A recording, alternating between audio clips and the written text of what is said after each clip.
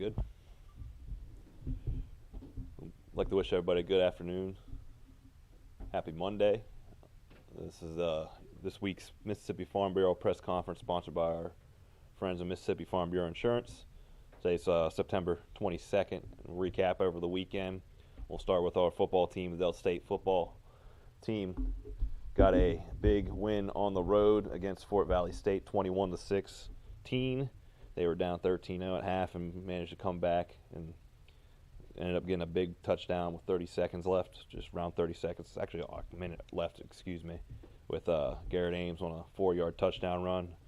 This week, the Statesmen will be back home at Parker McCool as they face Erskine College out of South Carolina. And I'll bring head coach Todd Cooley up to recap last week and preview this week. Coach? Good afternoon. Glad everybody's here. Talk about the last two road trips. Obviously, we did not play the way that we wanted to play. Going to UNC Pembroke, congratulations to them. Thought they played a better football game than we did. They outperformed us. They outplayed us, outcoached us. And then, that one stung.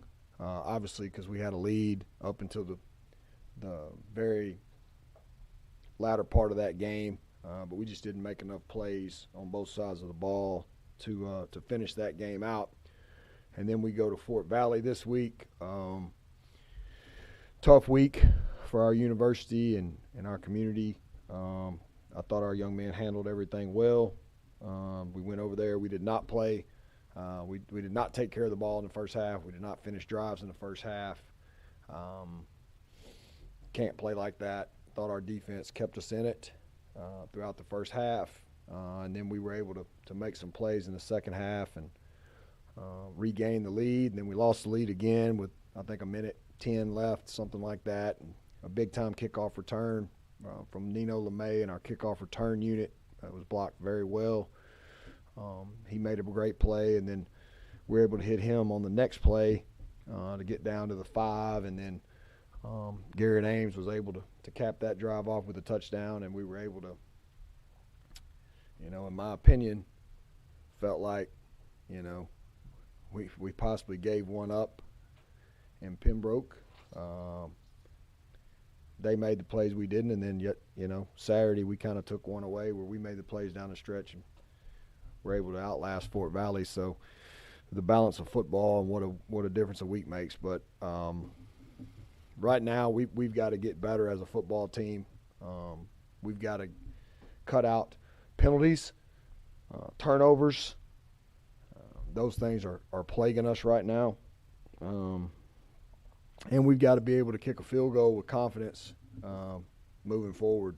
And right now we're not making as many as we need to, and we got one blocked for a touchdown on Saturday, which is first time that's happened since I've been here, and I hope it's the last. So anyway, it's about us this week, and it's about us getting better. We're back at home. We played twice this year at home. We played really well in both those contests, and hopefully that'll continue. Need everybody to come out. Our university, our football team needs your support. And that's about where we're at right now. We need to have a great week of practice. We got to get some guys healed up because we are beat up pretty good. We've had 4 tough football games out the opening out the gate of this season, and we've got to get better and healthier moving forward over these next few weeks. So that's what we're trying to do. But no rest for us. We got to play well against Erskine. They're not having the season that they want yet, and it doesn't need to start Saturday night in Cleveland. So that's kind of our focus right now. So, of course, in both games, Cole Kirk started, had to leave with an injury. Garrett Ames stepped in there and performed performed as best he could. Just talk about Kirk's injuries and his status and Ames's performance. Well, Cole hurt his neck against Pembroke and strained his neck really, really bad. And then he came back and practiced all week, and everything was fine. And then he took a big hit on Saturday, and You know, right now he's day to day. I thought Garrett finally kind of turned the corner. You know, Garrett's going to be a really good player here, we feel like. And the thing about Garrett is, you know, last year he came in against Mississippi College and played really well the last game of the year. I think he was 5 for 5 with a touchdown, maybe. Yeah, he was 5 for 5 with a touchdown, and but he missed spring ball because he got injured in that game. He had to have surgery on his shoulder, so he missed a lot of reps. So we're still trying to make up time with him right now. But thought he grew up a little bit on Saturday. Really did. Thought he handled some adversity pretty well, and got back to doing what we know he can do. And so don't know who will be the starter this week. It all depends on, you know, what Cole's condition is. Right now it's day to day, but you know, I'm sure Cole will probably be out of practice tomorrow. So Garrett will get the first team reps tomorrow, and we'll go from there. Now, as far as the first game of the road trip against Pembroke, and also Fort Valley, what were kind of some of the biggest things that they may have learned from the Pembroke game that they took into the Fort Valley game? Because in that first game, a lead and lost it. Then the second game, a deficit, and came back. What were some of the? You know, I think we just found a way on Saturday. You know, we didn't flinch. We weren't playing our best football offensively for sure. In the first half, we were moving the ball. We just weren't finishing drives. You know, turnover here and there just can't happen. And playing through a lot of penalties. You know, right now, when our defense doesn't give up penalties, something we've talked about as a staff, we talked about as a team afterwards, when we don't get penalties, you know, it's hard to score on us. And they had a scoring drive in the first half where I think we had 30 yards of penalties. They had a scoring drive late in the game on the field goal drive where we had a 15-yard penalty. And those things we've just got to cut out, you know. We do that, we can be better defensively. Offensively, we got to take care of the darn football. We just have to take care of the football. And we're not doing that, and we're not finishing drives. And then we're settling sometimes for field goals. And to be honest, I mean, we just haven't made a lot of those this year. So that's something that is going to be a point of emphasis, obviously, this week to try to get better at that. But it's also a point of emphasis offensively not to settle for field goals and let's score touchdowns. So, you know, we've got to be better red zone offense for sure, and we've got to take care of the ball. You know, we turned the ball over way too much in the last 2 weeks, and that is a problem, you know, and that's something that has to get fixed. We're not trying to turn it over. We're not coaching to turn it over. It's happening, and those are things that we can learn from. So that's what we got to get better at. And looking here, Alex Leary had another great game on defense, defensive player of the week in the conference, and Bryce Nixon some good punts and made his extra points special teams player of the week. Talk about those guys. Well, I mean, Alex obviously right up the road in Greenwood, played at Itawamba, tremendous family. The guy's bought into Delta State, loves Delta State, loves being here. One of those guys that walks in the room and makes the room better every day, you know. Can't say enough about him. Just, you know, I love what he does every day. He just works, you know. Bryce Nixon is a young, humble man that wants to do whatever he can to win. Probably one of the biggest plays of the game that didn't turn out to be a big play, but when we hit a surprise onside kick, it's probably one of the best executed plays I've been a part of since I've been here. And then we turn around with all that momentum. It's now 13-7. We've got the ball back off a surprise onside kick, and then we go 3 and out on offense, you know. But Bryce is a guy that is totally selfless, wants to be great, does a great job. Had 2 punts inside the 10-yard line, and one of them was at the 1. Tremendous play by Curtis Reardon, Mike King. So I love Bryce. I think he's just a good kid, and you know he came from Mississippi College, and we're not going to hold that against him. But he's a statesman now, and I just like him. He wants to do whatever it takes to win, and you know he was kicking it better in pregame warm-ups, so we went with him. that day. We felt like he had a little bit better feel for the extra points and the field goals, and unfortunately, he got one block.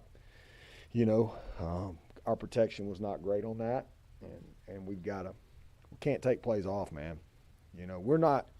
We got a chance to be a good football team, but right now we're just kind of in the neighborhood, and it's not consistent enough to be a good football team. And that's what we're going to meet on this afternoon, and what we're going to work on practice-wise this week is trying to be a good football team in every scenario, and I think that we have a passionate football team, but we also have an emotional football team at times. And I think people would say, well, they're a direct reflection of me, and I would say that's right, because I'm passionate, but sometimes I'm emotional, and I need to quit being emotional and continue to be passionate, and that's the same thing that I want from our players. And because passion is positive and emotions can be negative, and I think at times we get negative with with the results that just happened or a penalty that happened, and we're just emotional, and we got to be just more passionate and quit worrying about things that we have no control over, and we do that. But I'll tell you this, man, they don't give up, they don't quit, and that was evident on Saturday, because most teams would have lied down at halftime. A lot of teams would have, and a lot of them darn sure would have lied down with 1:10 left and you're down. So our guys didn't flinch, went out there and made the plays and won the football game. So. Now, Thurston, just kind of from what you've seen of them and know of them, what are the things that they do now? They try to give you a lot of looks. They try to overload the box, and they give you a lot of multiple looks up front with some pressures. They're a 3-down front. They will mix in some 4-down stuff, but they're 3-down. Offensively, they're not scared to take shots down the field. So they're going to try to go over the top of you some and spread you out a little bit. And they're a football team that's kind of right now trying to figure out their identity. We don't need them to find it on Saturday, to be honest with you. We just need to go out and play really, really hard. And if we play harder than them, I think we'll have a chance to win the game. And that's what we got to do.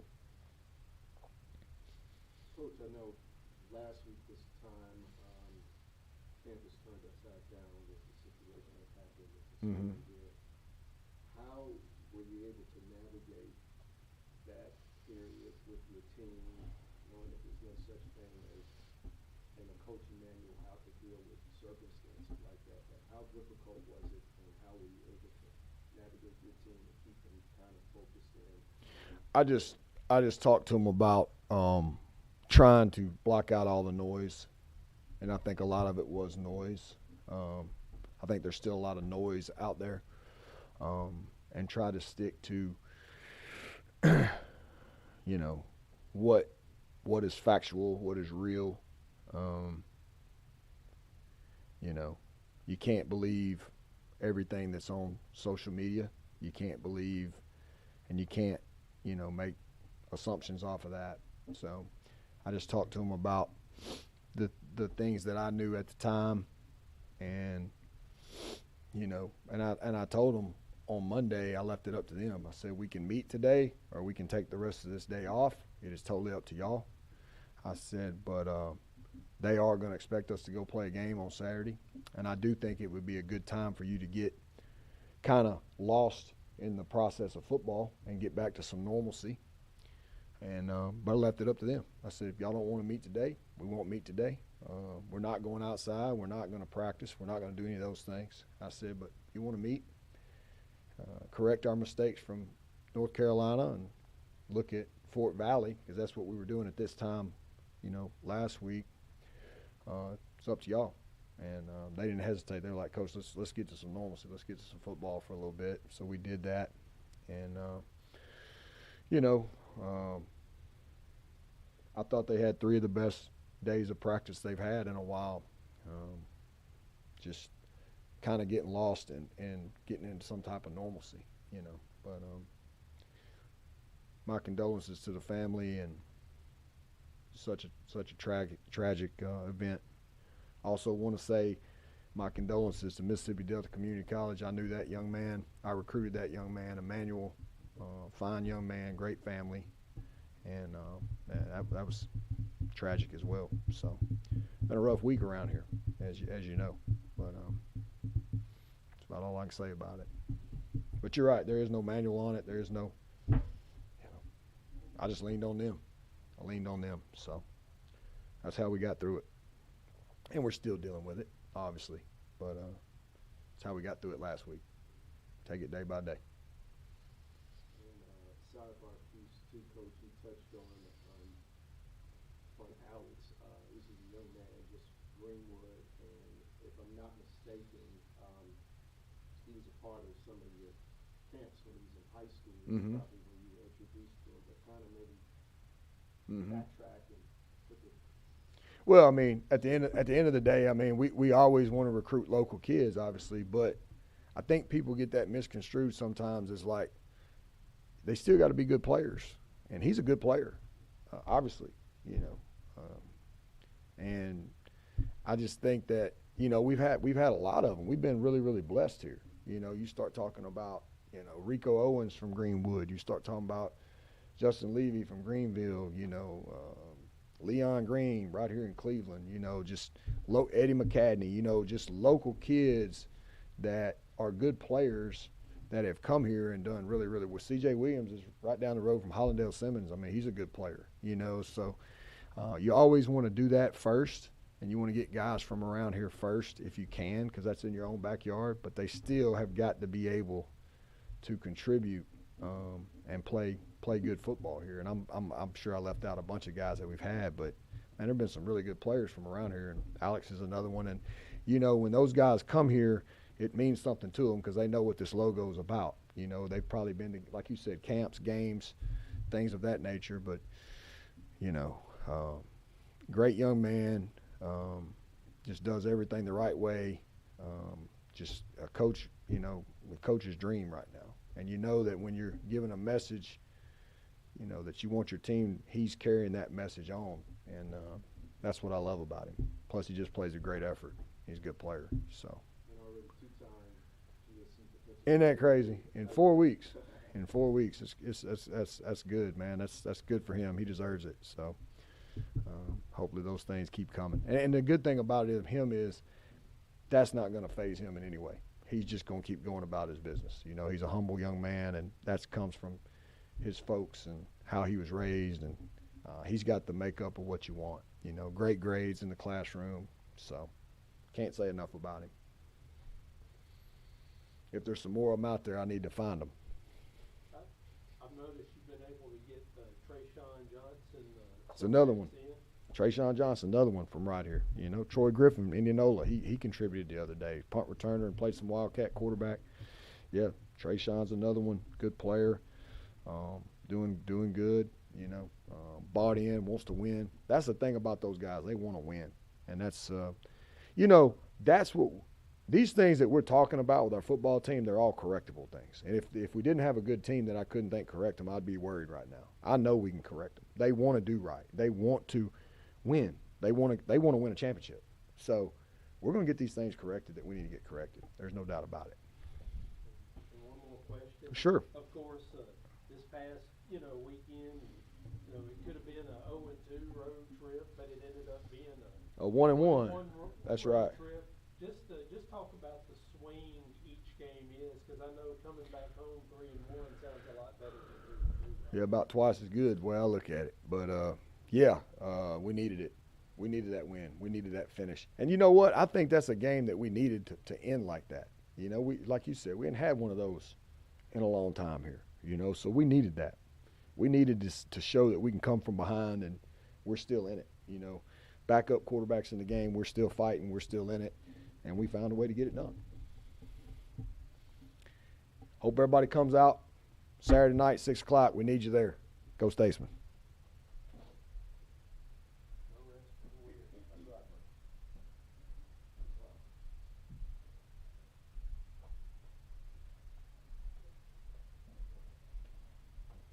As Coach Cooley said, 6 o'clock this Saturday evening at Parker McCool, Statesman will play Erskine College. And up next, and we'll recap the last 2 weeks. I forgot to mention it. Thank you, Andrew, for pointing it out to me. But last 2 weeks, the weekend before, your Statesman men's soccer program had a road trip and followed by a home match. They played Louisiana Christian, ended up getting a win 3-0, and then came back, played Mississippi College. It didn't end up the result we wanted. It was a 4-0 loss at home. Friday then followed into conference play.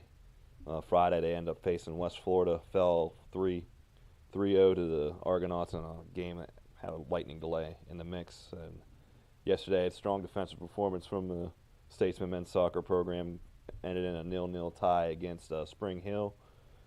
This week, your Statesman, again, another road trip followed by home as they go to Union Friday in the evening to take on the Bulldogs in Jackson at 7. I believe it will be approximately 7 o'clock.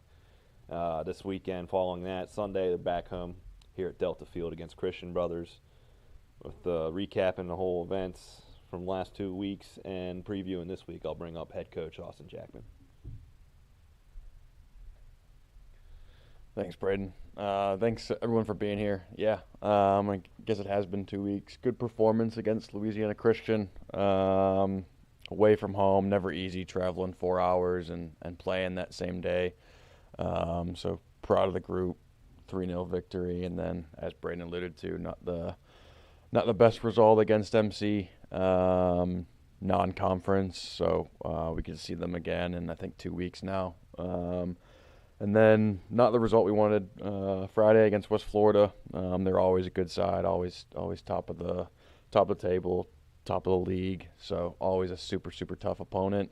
And then yesterday asked for a response and ended up 0-0 draw. It was typical with one of those Sunday games after a Friday game, just long and a game of moments and all that. So with that being said, I'll open it up. Just kind of looking at these last 3 games. MC game, that was 0-0 throughout, right up until the last couple of minutes of the first half.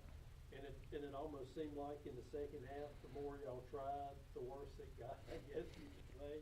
West Florida, statistically, it just looked like they kind of dominated that game. But Spring Hill, it looked like y'all had more scoring chances than they did, more opportunities to score.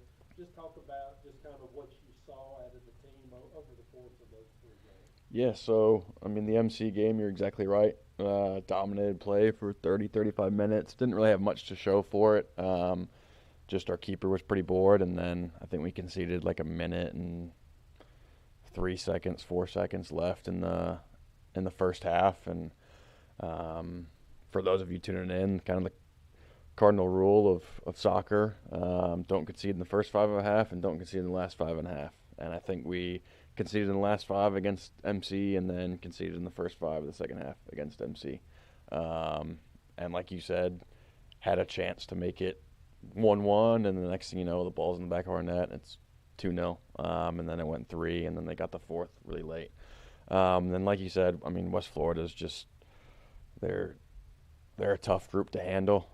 They've got really good players all over the field.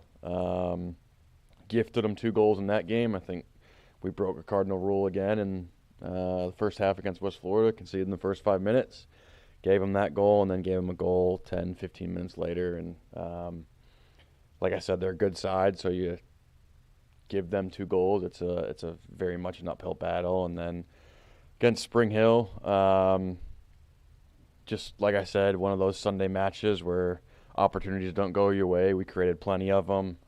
Just got to find ways to win games, especially on those Sunday matches. So. Now, just kind of talk about sort of the goalkeeper rotation right now, because it seems like you still, Santima one day, Baglio the next game. Yeah.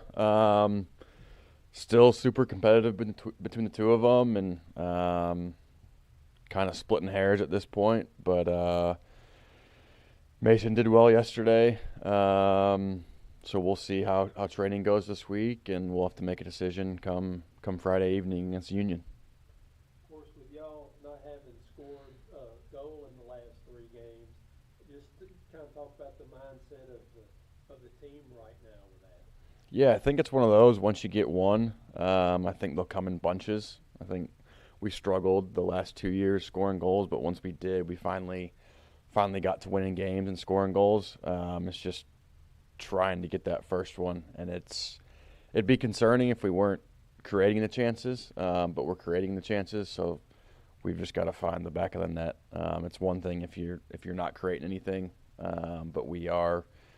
I mean, we could have won it probably 5 or 6 times in the last 10 minutes yesterday. So that's positive. We just got to figure out, hey, how do we get this ball in the back of the net? So. Now, of course, this weekend you have a road trip Friday, come home on Sunday, and of course y'all had that a couple of weeks ago with Louisiana Christian and Mississippi College. Just talk about what it's like to have a road trip on a Friday and then kind of come home on a Saturday. What is that different? What does that differ from 2 road trips or 2 home? Yeah, it's a little weird. Just getting home late. I mean, sometimes it's Saturday morning, and the name of the game at that point is how quickly can you recover. But I also like the day trips because we can take everyone. And I think a lot of team bonding and the guys getting closer together helps with that. So 2 of those in the next 3 weeks, like I think that's really good for us. And like I said, being home is always good, but can you recover from that Friday, getting in late, recovery in the morning, and all that stuff. So name of the game is just recovering at that point. How huge would it be this upcoming weekend to get 2 wins and 6 points? Be great. We're going to take it one game at a time. We've already started on the scout for Union. We know how big of a game that is, and they're always a good opponent that create challenges for us. But I think the message of the group this week is, hey, how can we get better in front of goal, and don't get on that bus Friday afternoon if you don't expect 3 points. So. Now, as far as the tie with Spring Hill, of course that's 1 point. Talk about, I don't know, how beneficial or how damaging could a 1 point? That's a great question, Andy. I hope come November we don't go. Hopefully, or I hope we don't go. Hey, we needed 2 points instead of 1 there. So, hopefully that one doesn't come back to bite us. But who knows at this point? So. You touched on opportunities to score goals, again, just haven't been able to put it through the net. In terms of from a coaching viewpoint, is it more about maybe evaluating personnel, maybe possibly make some changes, or is it maybe evaluating strategy and trying to implement maybe some different tactics to score goals? What's your approach? Like I said, I'd be worried if we weren't creating those chances. But I think it's a lot of just confidence and seeing the ball hit the net. That question reminds me of like a basketball player who's in a slump, and he just needs to see the ball hit the bottom of the net and hit the bottom of the net, hit the bottom of the net. And I think that's what this group needs right now. So that'll kind of be the main focus throughout the week is, hey, how can we get these guys in as many situations as possible and see them have the ball hit the back of the net. So thank you, and go Statesman.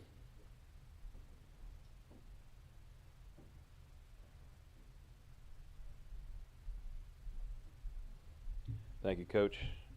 And up next, it's been a while since she's been in the area. As the last press conference we had, she was currently in the state of Georgia, facing 2 matches. And to recap those, Lady Statesman, they started the season off with a tie against Eckerd, a 1-1 tie.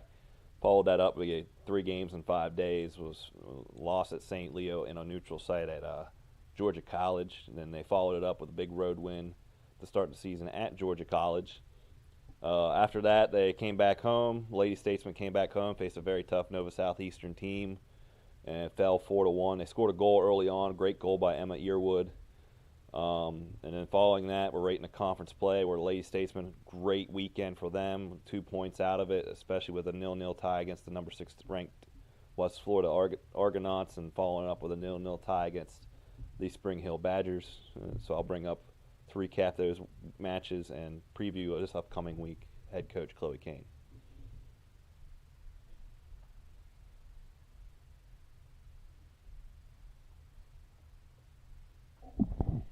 Yeah, been a few weeks since we've been here, and we've had a lot of tough games between now and then, and obviously great to pick up 2 points on over the weekend, and obviously a big clean sheet against West Florida Friday. Hoping to turn them draws into wins though as we look ahead to this weekend. Just really kind of I just kind of want to focus on really the last 3 games, because it seems like that's where the competition just on paper really been toughest. Nova Southeastern, even though y'all lost that one 4-1, a lot of good things about it. Looked like y'all played a fairly clean game and got up on top of them first. And then of course West Florida, it looked like you had chances to score against them and chances to score against Spring Hill. But how is the team progressing, and how have they handled the competition as it's gotten tough? Yeah, I think even prior to those 3 games, I think when you look at our schedule, we've had to be pretty robust defensively, and early on against the Eckerd and St. Leo, we're conceding late on, similar to as Austin said, we're conceding with a minute to go, with 3.5 minutes to go, and that's really kind of sucker punches that hurt in that moment. And I kind of ultimately believe that they've helped us get over the line, get over that hump when we play West Florida. And I think when you look at the Nova game, they're probably one of the best teams that we faced in terms of their ability to get the ball down and play football, play soccer. Probably one of the best teams that we've faced since I've been here. So yeah, that was a tough game. I think we got lucky, and Emma obviously very clinical finish, and we took our chance well in that moment. But yeah, we just kind of had to sit in and withstand a lot of pressure in that game. And yeah, I think we ultimately kind of rolled over. And when you do that against good teams, they'll beat you 4-1. Obviously, we learned a lot from that going into West Florida. We knew what we needed to fix. We knew where we needed to be better. And I just credit the girls for the complete performance. And honestly, when you watch that game back, we had the best opportunity to win that game. So I'm happy with the point, but it's a game of fine margins. And, maybe one shot there, the keeper makes a good save. Like, it can be a different story. Now, of course, West Florida is the team that won the conference last year, ranked 6th in the nation. Spring Hill is a team that y'all finished ahead of in the conference. Yeah. Had 2 ties this weekend. How did you play against Spring Hill as compared to West Florida? Yeah, I think in West Florida we kind of we were more defensive. We kind of had to sit in and withhold pressure. And then I think when you look at yesterday's game, it was roles reversed. We were the team applying pressure. Spring Hill, credit to them, they sat in. We knew they were going to be tough to break down, and we knew that going in. We've watched them play. We knew that was going to happen, and yeah, I think credit to them. They were kind of hanging on at times, but we had 20 shots, 13 in the second half. But when you're only putting 5 on goal, that's where it's what are we doing to win games? How can we be more clinical? How can we be more composed and just have more confidence in that final third? And talk about the play of your goalkeeper in these last few games, because I mean a couple of Gulf South Conference shutouts. Yep. Has to speak volumes of how she's doing. Right? Yeah, and I think Piper came in last year as a freshman and we always knew she was a talented goalkeeper. I think the tough thing for her last year was those 2 other talented goalkeepers, and they just had experience on her. So Piper's kind of had to bide her time. She had a great spring. She played at a high level through the summer, which I think it's all those little experiences that have ultimately prepared her for her moment. And yeah, it's great to see her taking it. And I think even for her, she's playing well right now, but there's still little things that she's learning and continue to improve in. So I think as, a redshirt freshman, I think there's a lot to be excited about for her going forward. And yeah, it's her position to own and keep rolling and keep improving and keep contributing and doing great things for this team. But yeah, we're really, really happy with her. And yeah. While the team has played tough defensively the last couple of games, only 1 goal the last 3, even so what are just kind of the adjustments y'all feel y'all need to make right now to put to be able to put a couple in the back of the net? Yeah, I think honestly, like we've probably not fully focused on ourselves in possession for a while now. I think going into non-conference, we knew that we had to be tough to beat defensively. We're playing against great teams in, you know, the Sunshine State, and you know, Georgia College are a good team in the Peach Belt too. So we knew that we had to be tough to beat defensively. So obviously with that, when you're putting so much focus on emphasis on defending and doing the right things there, the in possession side can be a little bit neglected. And I think now we're in Gulf South, like GSC play, that we can kind of have a little bit more emphasis on us and what do we want to do on the ball. So yep, a little bit frustrating that we're maybe not scoring as much as we want right now, but we've not been focusing on that right now. So I think it's good, and you know, I know we have a talented team on the ball. It's just getting the reps and you know, I saw a thing earlier and it said a lot of things have to go wrong before things start going right, and I think we were like that last year, and I'm hoping that we can kind of grow into that and be like that this year too. Of course, y'all have a road trip on Friday, come back with a home game on Saturday. Talk about that rotation of road on Friday and home on Saturday. Yeah. Saturday. Sunday, yeah. I think, yeah, Union, it's a tough team. They finished third in the conference last year. They made their first NCAA tournament appearance last year. So a program, if anything, that kind of is where we want to be. We're in a similar position, and it's a tough place to go. It's a massive field. It's a heavy field. Like when it rains, it just is like sinking sand, basically. So we know that it's not an easy place to go. And then obviously to turn around and play CBU, which, you know, somewhat of a little bit of a rival game, I guess, in previous years. So two games that can't be taken lightly, and I think we just have to trust our talent, trust our depth, and lean into that, lean into our strengths, and ultimately, like, you know, there can be no reasons. What have we done to execute and get the results that we want? When you look at the tie against West Florida and the tie against Spring Hill, with one being ranked sixth and one kind of be close to y'all, are you kind of at this point, are you kind of like, you know, okay, at least we didn't lose, or you know, looking at those two games, are you like, man, I would like to come out with 6 points? Yeah, I think I'm very happy with the point on Friday. I think we should have had 3 points yesterday, but as I said, when you don't take your chances, that you've only got yourself to kind of blame, and we had opportunities.